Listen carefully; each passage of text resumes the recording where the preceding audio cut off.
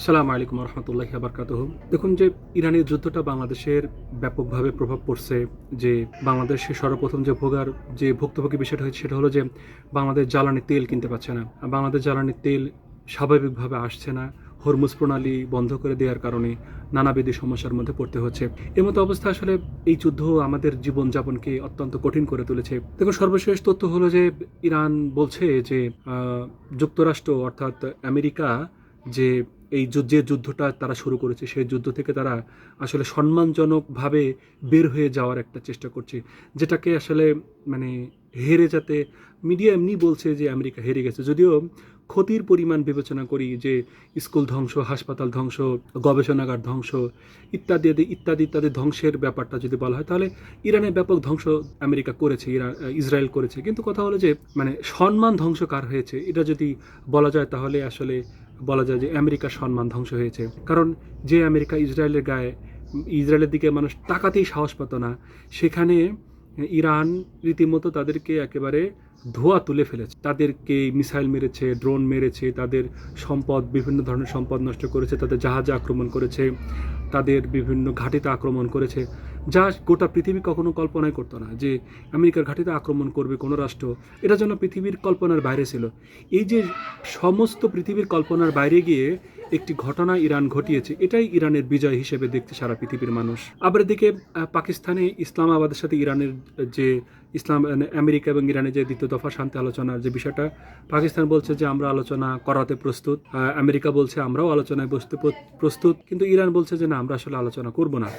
ইরানের পররাষ্ট্রমন্ত্রী আব্বাস আরাগচি যুক্তরাষ্ট্রের সঙ্গে দ্বিতীয় দফার আলোচনার জন্য ইসলামাবাদে পৌঁছেছে বলে আমেরিকার কিছু তথ্য থেকে বলছে এবং পাকিস্তানের পক্ষ থেকে বলা হচ্ছে। কিন্তু ইরান এরপরে বলে আসছে যে না, আমরা আলোচনা করার জন্য আসিনি, আমরা এসেছি পাকিস্তানের সাথে আলোচনা করার জন্য। এরপরে আবার মিশর বলছে যে ইরান যুক্তরাষ্ট্রের আলোচনা একটি স্থায়ী যুদ্ধবিরতি আশা করছে মিশর। শুধু এই আশাটা মিশরের না, এই আশাটা আমাদেরও, বাংলাদেশেরও। কারণ আমরা কি পরিমাণ ভুক্তভোগী হচ্ছি, কি পরিমাণ বিদ্যুতে বিভ্রাট হচ্ছে তেলের কারণে, আপনারা তো সরাসরি বুঝতে পারছেন।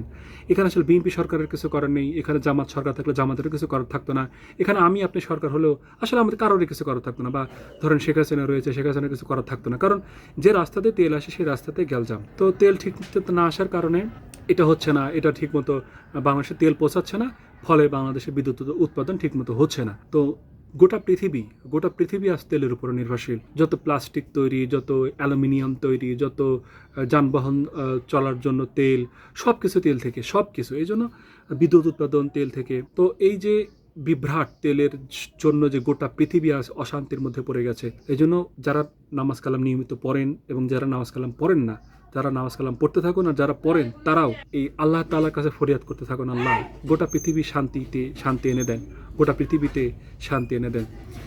এ তো ব্যাপার। এখন ইসলামাবাদের আরেকটা বিষয়, যে ইসলামাবাদে পাকিস্তানের প্রধানমন্ত্রী এবং এবং হচ্ছে পাকিস্তানের সেনাপ্রধান আসিম মুনির, তারপরে হচ্ছে ইরানের যে একজন মন্ত্রী গিয়েছে আরাগচি, তারা ইতিমধ্যে বসেছে দ্বিপাক্ষিক সম্পর্ক এবং সহযোগিতা নিয়ে গুরুত্বপূর্ণ আলোচনা নিয়ে তারা বসেছে যে কি করা যায়, কি করলে ভালো হয়, এ ব্যাপারে অনেকগুলো আলোচনা হয়েছে।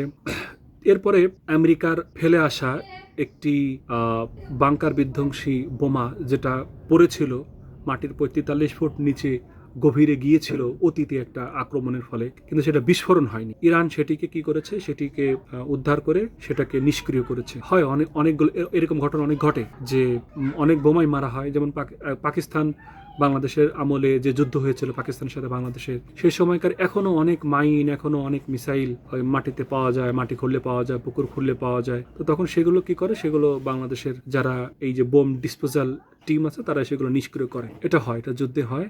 তো আমেরিকার এরকম একটা বোমা, যেটি ৪৩ ফুট নিচে অবিস্ফোরিত অবস্থায় ছিল, সেটি ইরান সেটা নিষ্ক্রিয় করেছে। তো এই ছিল আসলে ইরান, ইসরায়েল এবং আমেরিকার যুদ্ধের পরিস্থিতি, এবং পাকিস্তানি যুদ্ধে ব্যাপক গুরুত্বপূর্ণ ভূমিকা রাখছে, এবং আমরা দোয়া করতেছি যেন এই যুদ্ধ অচিরে থেমে যায়। তা না হলে এই যে ভুগতেছি বিদ্যুতের কারণ, এটা কিন্তু ইরান যুদ্ধের কারণ। অযথা এই সরকার সেই সরকারকে গালাগালি করে কোনো লাভ নেই, এটা আসলে ইরান যুদ্ধের কারণ।